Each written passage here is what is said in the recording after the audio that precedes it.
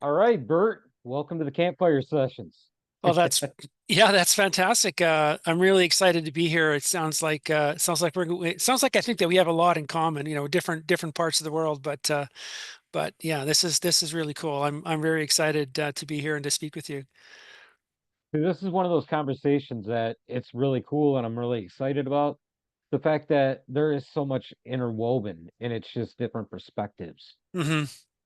And I think that's key. That's something that throughout history, humans have built stories based off of what they see, and then they come into somebody else's territory and they try to understand. Sometimes they don't understand.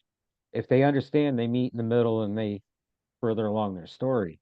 But Hmm. if they don't understand that, there becomes conflict. And Yeah. it's just based off of a lack of understanding. Yeah, I think that's a really, really interesting point. So, I mean, I'm a sailor and a paddler and sort of a water guy. So imagine this. Imagine that you're, that you're First Nations person on the east coast of the United States, and you look out into the harbor and you see this giant ship coming in, something you've never seen before. It's like a technological marvel. And the people stumble off the ship. This thing, it may as well be it may as well be something that's come from Mars, and they land on the shores and starve to death. And you're wondering I mean, how can you come out of this alien spaceship and be so stupid that you starve to death literally in the supermarket? It would be the equivalent of you and I going into Walmart, looking around and go, there's nothing to buy or eat, and then you just flop over dead at the checkout, right? Everyone's going, what's wrong with this person? They're in the supermarket. So here you are, you land in the new world. It's literally, I mean, there's food pretty much everywhere you look if you know where to look. And the assumption has to be that these creatures are amazingly intelligent and capable, and yet they stumble off the ship and have no clue. They're literally dying on that spot. So just think of the bridge, like you mentioned, how this understanding can be so incredibly limiting.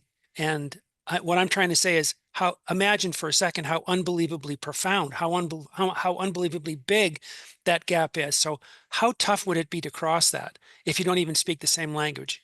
And you're completely and utterly shocked at how apparently stupid these people are. So, and it's on the other side of the fence. So I mean, it's just amazing to think that that that somehow they manage sort of to bridge that gap. It really is. It's remarkable in every context and every way that you think about it, as far as I'm concerned. It absolutely is. And, like you mentioned, that language barrier, Mm, that's something that in today's world we still struggle with. hmm. The way that we describe our our view of the human experience and of the journey. Hmm. A lot of us really get caught up on that. We get hung up on it. We don't want to take the time to really learn and understand what's on the other side of the fence. Hmm. Because number one, there's fear that's involved in that. Number two, there's too many hiccups. And then number three, you could even say for a lot of us, it's too much work. Mm, yeah. I'm kind of curious where your perspective is because you come from more of the maritime kind of view. What is it that kind of becomes that first building block, the launching point in one of those conversations? Well, I think that the first thing that you have to do is understand deeply that they're not like you, and they don't necessarily want or need the same things as you. So if you step off the boat, for example, to use an analogy, and you just assume everybody is like you, then you're just wildly wrong. You're just so far in a left field, it's not even funny. Like, how can you ever come up with some common ground to think that these people are just like you? They're not. That doesn't mean that you're any better by any stretch of the imagination at all. It just means that they have different wants, needs, and desires. So the goal then becomes, what do you have in common? Because there are going to be wild differences. So I mean, a good example of that is when Cook landed in Australia. Like, Cook at the time had been around the world twice. He had seen just about every indigenous culture that lives close to the ocean. So that's the Polynesians, it's the North American Indians, because he had been in Canada. He had been to Tierra del Fuego. He came up. had run across, people living down there, people. So like again, the east and west coast of Canada, Polynesia, of course, New Zealand, everywhere. And very often he was the first. And one of the things that's most astonishing if you read his journals, that the people that he claimed to be the happiest people that he had ever met in any culture, including his own, were the Aboriginals. They had nothing. They were naked. They all they would carry was what they needed immediately in that moment, because they would find everything else. And at the time, typically, he was landed he was shipwrecked basically. So they were trying to fix the bottom of one of his boats, stranded, and literally at the other side of the earth from England. And there's Aboriginal peoples living in Australia, of course. So typically what they would do, they would try to gather up what they could, what they would get, and think, this might be of value to you. So it would be things like knives, things like copper pots you could put on a fire, things that you could cook with other than, say, a birch bark basket or a hot stone. And they would lay this out, and hopefully this would be the beginning of, hey, these are useful things, perhaps because we find them useful for cooking. You have to eat, maybe you can find these useful for cooking. And those people left it all behind as because it was, for them, it was just a heap of trash. It was something else to be dragged around. And he noted that they were as happy as they could be because they wanted and needed for nothing other than what they had. And for you and I, that would look like they had absolutely nothing. But he was able to recognize that these people had and wanted everything they needed, and everything that you could possibly bring to the conversation that was didn't matter. Don't need it. Leave it behind for us. The kids wouldn't even their kids wouldn't even play with it like a shiny toy. So he found a way to he found a way, which is one of his skills beyond being, a hydrographer, was to bridge the gap, bridge just this deep and profound understanding, between those two people. And he was able to do it by realizing that their needs and wants were wildly different than their own, but that didn't mean that they weren't happy. So he was able to, to balance those two things, right?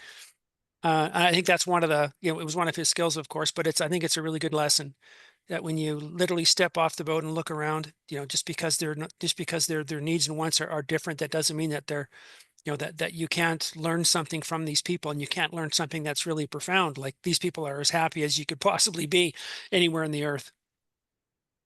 That's where I think a lot of, I believe it was Sitting Bull that talked about the idea of actually getting out and intimately knowing the environment Hmm. so that way you can understand it. And when you begin to build understanding and you learn about something, it opens up your mind. But if you're unwilling to take that first step, that's where fear really steps in, Hmm. and that's where you start to destroy things. Yeah, I think you're absolutely right about that. I think one of the things that, I mean, that Sitting Bull was alluding to was that you need to step outside with an open heart and an open set of eyes, because that's the only way that you can actually learn about anything that's around you.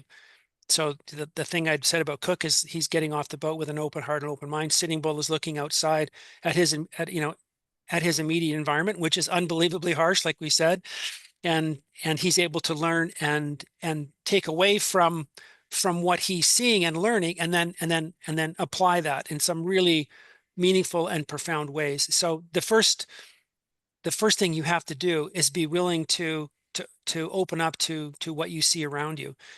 And if you're unwilling to do that, then man, you are in a world, you're in real trouble. I don't really care what you're doing. You could be sailing, you could be paddling, you could be trying to build the shelter. If you're not willing to pay attention to what's happening right now because you're closed-minded or close-hearted, if you're dealing with people, then none of that's gonna turn out good.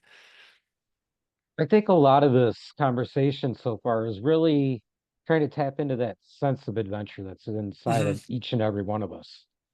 And as we start to walk down those adventures, regardless of what they look like, they teach you how to interact with the world as if you were a Hmm. coyote, because you show a face of something here when everything else is something over there.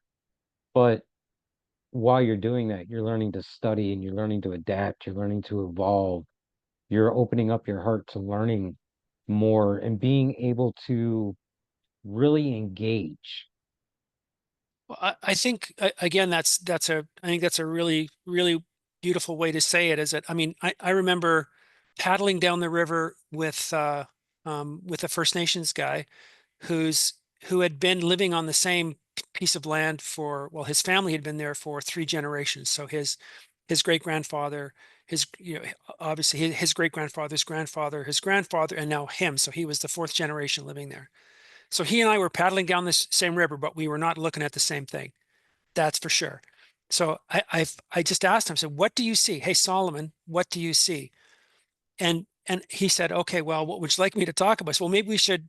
I said, "Talk about anything you like."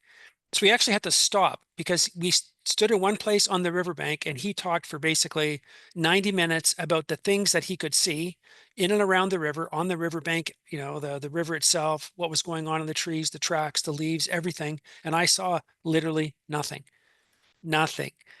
So his, I mean, he would, so imagine, for example, that you're paddling down a riverbank, and everything that you see on the shore beside you is black. Nothing is black, but there's one thing that's bright, bright, bright, bright, bright, bright orange.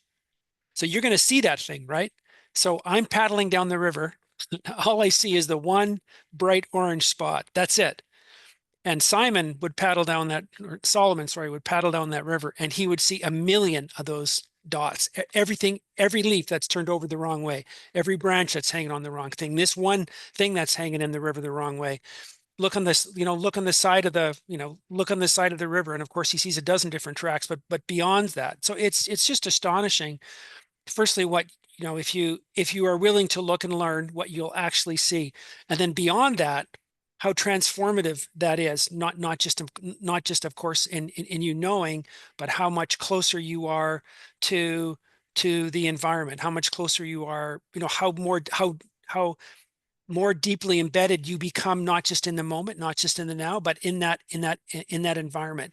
And the more deeply you become embedded in that environment, the more opportunity that you have to learn and know and grow. So it's this positive feedback loop. It just keeps going up and up and up and up. And it's I mean, it's, if you ever get a chance to do something like that, I'm sure you have, but if anybody's listening, if you ever get a chance to do something like that, I would recommend you do it, because you'll be stunned. Your eyes will be pried wide open, whether you like it or not. No, absolutely. I mean, for me, it's a lot of hiking, a lot of Hmm. time up in the mountains, and I can distinctly remember that shift where Hmm. you're going and you open up your view and you start to see more things and all that. It was actually down in the Cumberland Gap, Hmm. walking through the Freedom Road and seeing all these different plants and all these different little animals and different little interactions.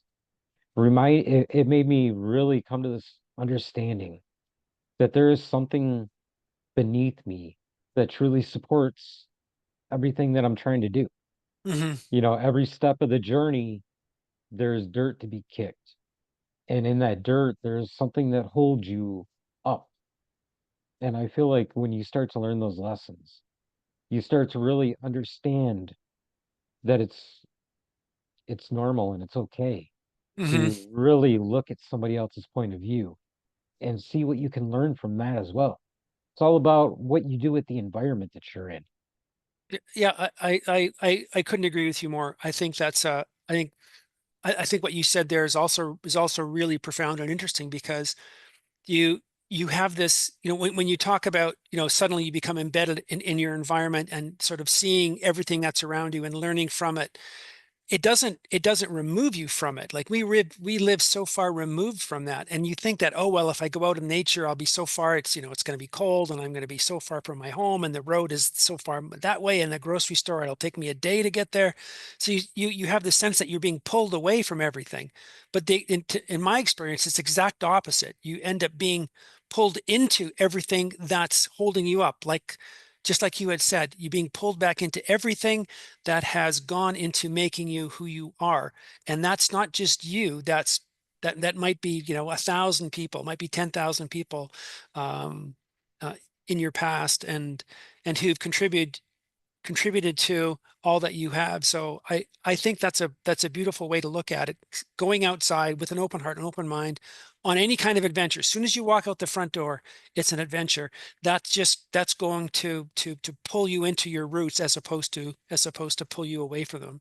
I mean, if you think about that, and if when you're a kid, as soon as you close the front door, behind you, it's like you're off into you're going to climb a mountain, you're going to go to Mars, you're a fighter pilot, you're going to catch it's some great adventure. So somehow that gets scrubbed out of us as we get older, but I think that's a shame, but it doesn't have to be that way. It's a childlike curiosity. Yeah. That was like the motivation to learn and develop as you grew. And then when you step out into the concrete world, it's almost like that is just sucked out of you and Hmm. replaced with the drive to, make the next achievement or meet the Hmm. next goal. And I remember, on that backpacking trip, it was the idea of I'm gonna disconnect from the world. I'm gonna Yeah. just do my thing. And it kind of went that way for maybe a day or two, and then all of a sudden all that weight in the backpack started really weighing down, and you start realizing I can't get away from what I'm trying to do here. There's a mission and there's a goal, and sometimes you got to prioritize what those missions and what those goals are, Hmm. and how much you're going to apply to each one of them based off how it really truly speaks to who you are. Hmm. I think, like you said, you're headed off on a backpack trip. Like the only way that you learn anything is right on the edge.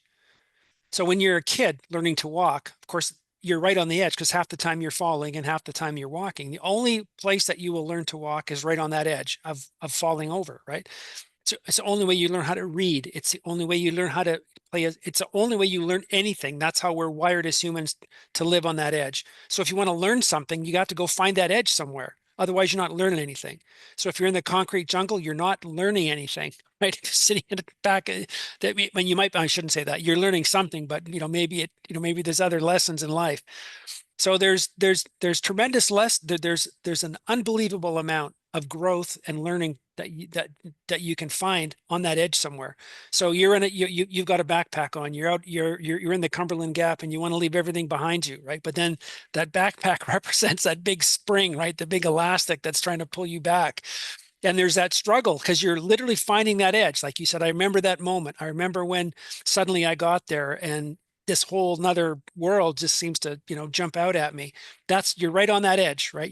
And that's an incredible place to be. It's a wonderful, beautiful, profound, transformative place to be. But you got to go looking for it because it won't necessarily come looking for you.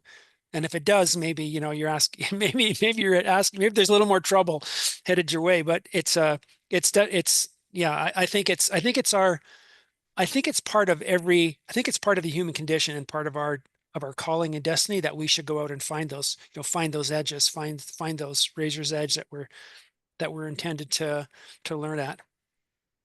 Coolest thing about that though is the fact that all those edges we're looking for, they're in the environment right around us. Hmm. No matter where we're at, we have the ability to craft that next test or Hmm. that next challenge if we had the ambition. Yeah, yeah, yeah. I think, and I make this point. People get this idea of extraordinary wrong. Like they think they have to go on this extraordinary mission or journey or something, to have some sort of transformative adventure, and that's entirely wrong. Just like you said, it's all around us. I mean, Joseph Campbell, even said he says it that um, the the great opportunity lies where you are. So if you think of extraordinary, the word itself, extraordinary, extra doesn't mean huge. It just means a little tiny bit, and ordinary is just ordinary. So if you choose to look for things a tiny bit outside ordinary, just that little tiny bit, then you're going to find the extraordinary by definition. As soon as you open the front door, look a little bit beyond the ordinary, then you're going to find those things that you were talking about. You're going to find those edges, right? Those edges are all around you all the time. You just have to look for them, and you don't honestly, like you said, you don't have to look very far. Not at all. And it's funny because I've got this buddy that likes to get out on the trails with me. When we go down south and we get in the mountains, this buddy is really, really fired up and excited. But when I say, hey, we're gonna go hike around here around Michigan somewhere, I don't know, man. That's not exactly sounding too thrilling. It's nothing but just, plain forest land. But again, to the point, you make your own edges. Hmm. You make those more mundane kind of hikes fun, Hmm. exciting, based off of your perspective. If you're willing to go out there with an intention and you're willing to go out there and grab what it is you're trying to do, that growth is right there within that adventure. Hmm. That's one thing that I talk a lot about on the podcast and in classes and everything else is your hook in sinker is the adventure. Hmm. That adventure is going to give you whatever it is you want out of it.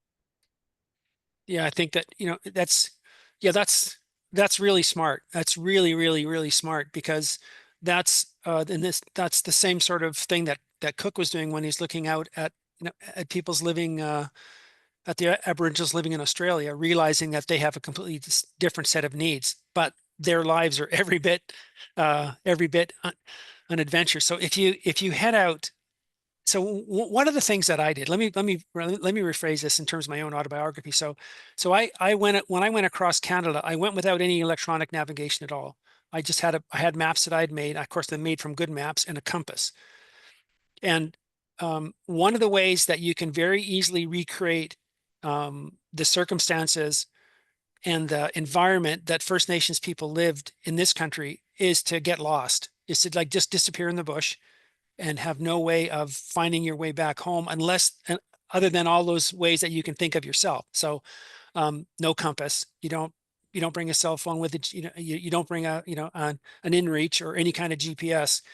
And anyone who's done that and tried that, if you have no bush skills, the fear that starts rising up in your gut is exactly the same fear and terror that was rising up in everyone that's ever been lost, whether it's at sea or in the desert or in the forest. Because if humans weren't hardwired to be very good at creating mental maps of how to get back where you came from or how to find something to eat, there would be no humans. We just wouldn't have existed. So this is hardwired into all of us. Like most people aren't afraid of going to sea per se, but most people don't like to lose sight of land. And it's not because, the sea is so scary, but the sea, there's no landmarks. There's no way to find out which way to go. So most people don't know how to navigate at sea, without a GPS, certainly.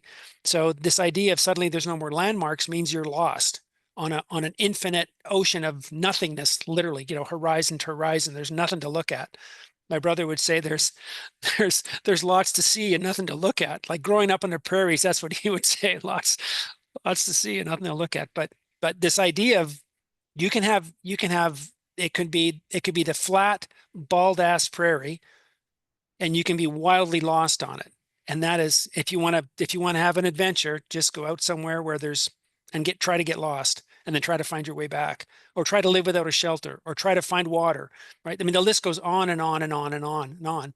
So yeah, it's one of my I would not be bored walking around, on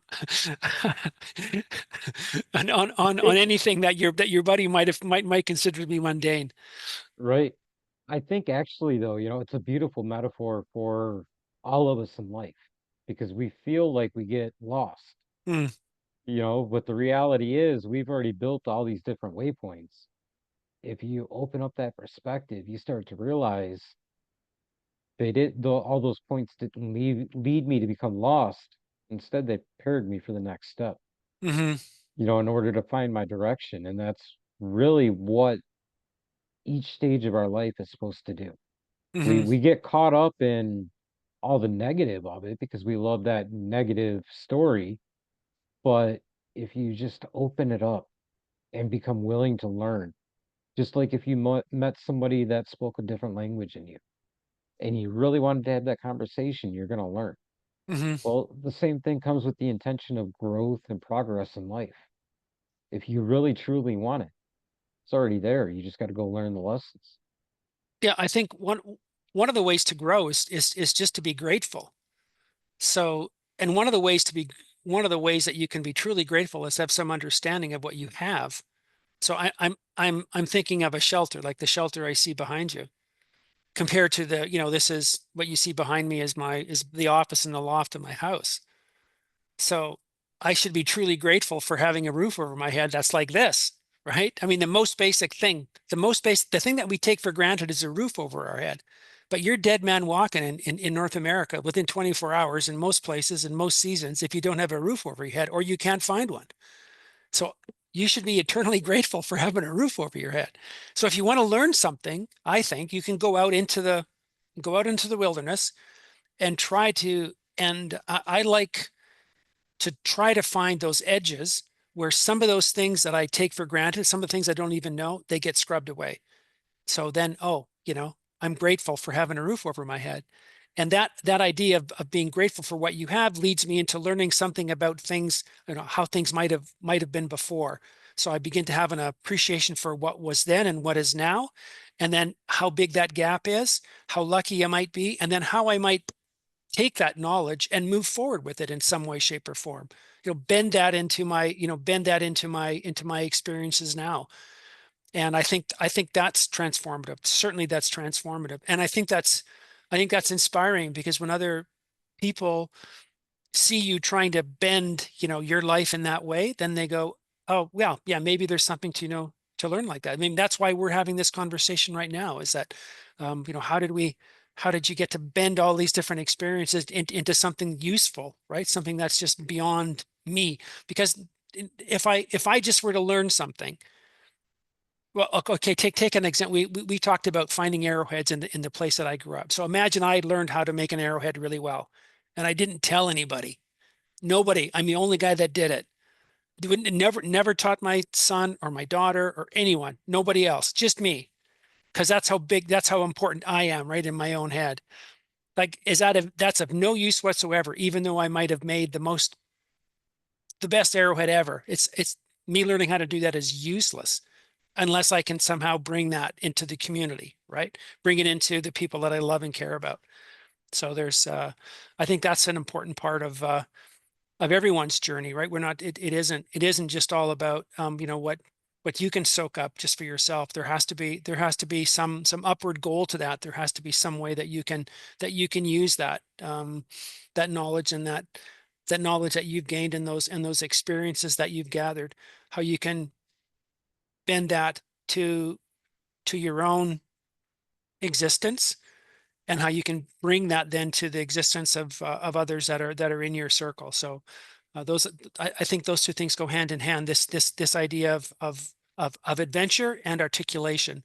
So think of, I mean, maybe I'm belaboring the point, but think of Lewis and Clark, for example. No one would know about Lewis and Clark unless they had that adventure and then they articulated it in the form of their journals, right? Those two things go hand in hand. We would know nothing about Champlain in Canada or LaSalle or Fraser or Thompson or Mackenzie, all these guys, if they just didn't articulate their particular adventure. And one of the things that's really interesting about America is that you have the U.S. Constitution by the founding fathers. So think of when America is first being born, literally. It's this massive adventure, right? It's an adventure that's never been seen before on the face of the earth. And the founding fathers had the courage to take that adventure and articulate it in the form of your Constitution. Now think how important those two things are and think how closely linked they are.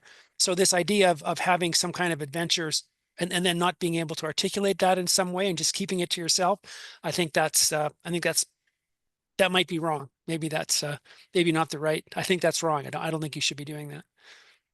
No, I completely agree with that. I mean, in reality, as I'm listening, I'm thinking of, Hmm. that center of the villages back in the day, the storehouse, where you would farm and take what you needed and whatever was left over you'd put there in case somebody else needed, Hmm. based on the idea that they would replenish it when they could. Then there's the force that really defined America and made America what it is. That idea of manifest destiny, where we just took everything and we just made it ours because we thought that's what it was. There's such a there's such a correlation, but yet they're so counterproductive. Hmm. And when you look into the middle of that, you realize if you're able to meet in the middle and you have your path, yet you're still contributing to the betterness of everything else, that's where the fulfillment and that's where the true purpose truly comes from. Yeah, I couldn't agree with that more. This whole idea of that you shouldn't be taking it all for yourself. That's completely right. You should harvest what you can and leave something. There's actually a biblical context for that. But the point is, in every major religious tradition in the world, there's this idea of that basically take what you need and leave something for everybody else. This is an idea. There isn't this idea of take it all for yourself.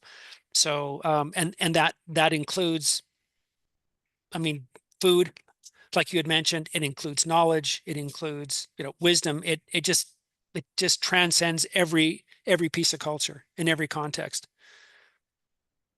I think we've gotten away from that though, Hmm. based on the idea of Yes. a lack of a Yes. willingness to be vulnerable. Oh yeah. If Yeah. we step back into the arena of vulnerability, we would realize just how fulfilling it is and how we can help somebody else, but also how the help can come full circle and come back to us. Yeah, absolutely. Because at some point you're going to be, or at some point I'm going to be that guy who needs whatever's left over, right? Because life can be hard and life can be unfair, and who knows what's going to be delivered unto you. So at some point, every single one of us is going to be that person who needs help in whatever form that comes. And if you think that you're immune from that's not coming for you, then I'm not sure that I'm not sure you walk around with your eyes open, man. I agree with you. Bert, thank you for the beautiful conversation. It's been a pleasure to sit here and talk back and forth. Before I let you go, though, let people know how to get a hold of you, what you got coming up, and what you got going on, all that fun self-promotion stuff. Okay, so you just go to bertterhart.com. So BertTerhart. I think my name might be up there, bertterhart.com. And there's all kinds of things. If you Google my name, sadly, there'll be too much there. And but I'm paddling. I'm paddling from the eastern slopes of the Arctic to the Arctic Ocean, and then along the Arctic Ocean um, down to the mouth of the Coppermine River. So that's what I'm doing this summer. It's about 5,000 kilometers. So maybe what is that in miles? Probably like 3,500 miles. So that's a pretty big deal. The stretch on the Arctic Ocean is a pretty big deal. Following in the footsteps of some of Canada's most famous explorers, cartographers, adventurers, and writers, because all these guys wrote. So I'm really looking forward to that. That's gonna be a pretty cool trip, and I'm gonna be again trying to firmly embed myself in what it was like for the people who lived, loved, and thrived on those waterways, and try to get a glimpse into what their lives might have been like. It's pretty tough because I'm wearing Gore-Tex underwear. They weren't, kind of thing. So, and I got a fancy canoe and all those things, but I'm doing it without any electronic navigation. But I'm just trying to live those things that we talked about. It's one thing to wave your hands at them, and it's another thing to go out in the bush and do it. So there's real value in just doing it. So that's what I'm doing. I wish you the best of luck on that, man. Yeah. Safe and prosperous journeys. That's going to be an adventure. Yes, it will be. Yes, and I'm looking forward to it. It's definitely going to be an adventure.